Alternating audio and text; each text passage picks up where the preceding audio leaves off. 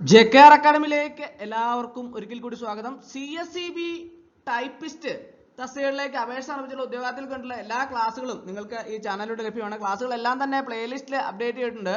പുതുതായിട്ട് ജോയിൻ ചെയ്യുന്ന ഉദ്യോഗാർത്ഥികളെ സംബന്ധിച്ചിടത്തോളം പ്ലേലിസ്റ്റ് ക്ലിക്ക് ചെയ്താലേ ക്ലാസ്സുകളെല്ലാം തന്നെ നിങ്ങൾക്ക് ലഭ്യമാവുന്നതാണ്.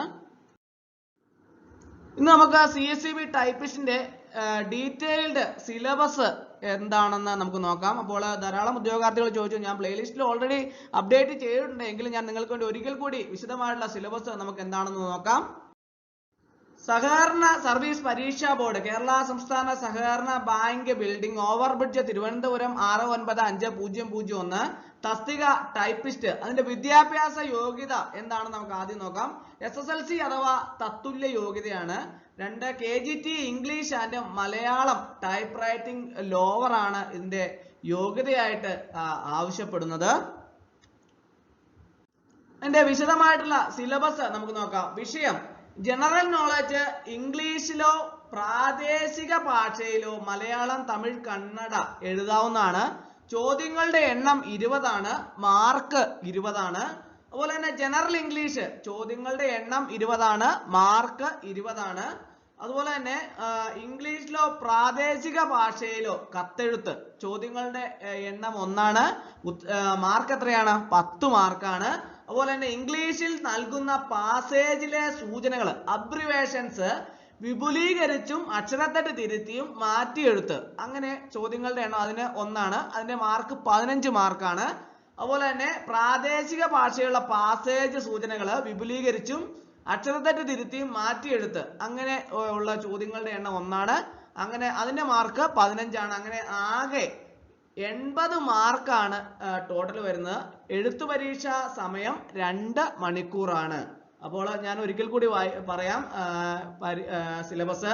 ജനറൽ നോളജ് ഇംഗ്ലീഷിലോ പ്രാദേശിക ഭാഷയിലോ, അതായത് മലയാളം, തമിഴ്, കന്നഡ എഴുതാവുന്നതാണ്. ചോദ്യങ്ങളുടെ എണ്ണം 20 ആണ്, മാർക്ക് 20 ആണ്. അതുപോലെ തന്നെ ജനറൽ ഇംഗ്ലീഷ് ചോദ്യങ്ങളുടെ എണ്ണം 20 ആണ്, മാർക്ക് 20 ആണ്. അടുത്തത് ഇംഗ്ലീഷിലോ പ്രാദേശിക ഭാഷയിലുള്ള കത്തെഴുത്താണ്. അതുകൂട്ട് ഒരു ചോദ്യമാണ്.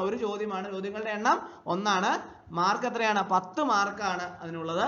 അടുത്തത് ഇംഗ്ലീഷിൽ നൽകുന്ന പാസേജിലെ സൂചനകൾ അബ്രിവേഷൻസ് വിപുലീകരിച്ചും അക്ഷരത്തെറ്റ് തിരുത്തിയും മാറ്റി എഴുത്താണ്. അതിന് അങ്ങനെയുള്ള ചോദ്യങ്ങളുടെ എണ്ണം 1 ആണ്, മാർക്ക് എത്രയാണ്? 15 മാർക്കാണ്. അതുപോലെ തന്നെ പ്രാദേശിക ഭാഷയുള്ള പാസേജ് സൂചനകൾ വിപുലീകരിച്ചും അക്ഷരത്തെറ്റ് തിരുത്തിയും മാറ്റി എഴുത്ത്, അങ്ങനെയുള്ള ചോദ്യങ്ങളുടെ എണ്ണം 1 ആണ്, മാർക്ക് എത്രയാണ്? 15 മാർക്കാണ്. അങ്ങനെ ടോട്ടൽ 80 മാർക്കാണ് ഉള്ളത്. എഴുത്തു പരീക്ഷ സമയം 2 മണിക്കൂറാണ്. അപ്പോൾ കോപ്പറേറ്റീവ് സർവീസ് എക്സാമിനേഷൻ ബോർഡിന്റെ ടൈപ്പിസ്റ്റ് പരീക്ഷയ്ക്ക് വേണ്ടി തയ്യാറെടുക്കുന്ന ഉദ്യോഗാർത്ഥികൾക്ക് മറ്റേ PSCയുടെ ടൈപ്പിസ്റ്റ് സിലബസുമായിട്ട് വളരെയധികം വ്യത്യാസമുണ്ട്. അതുകൊണ്ട് PSCയുടെ ടൈപ്പിസ്റ്റ് സിലബസ് ആണ് എന്ന് വിചാരിച്ച് ആരും പരീക്ഷ എഴുതാൻ വേണ്ടിയിട്ട് തയ്യാറെടുക്കില്ല. അതുകൊണ്ടാണ് വിശദമായിട്ട് ഞാൻ ഒരിക്കൽ കൂടി സിലബസിനെ കുറിച്ച് പറഞ്ഞു തന്നത്.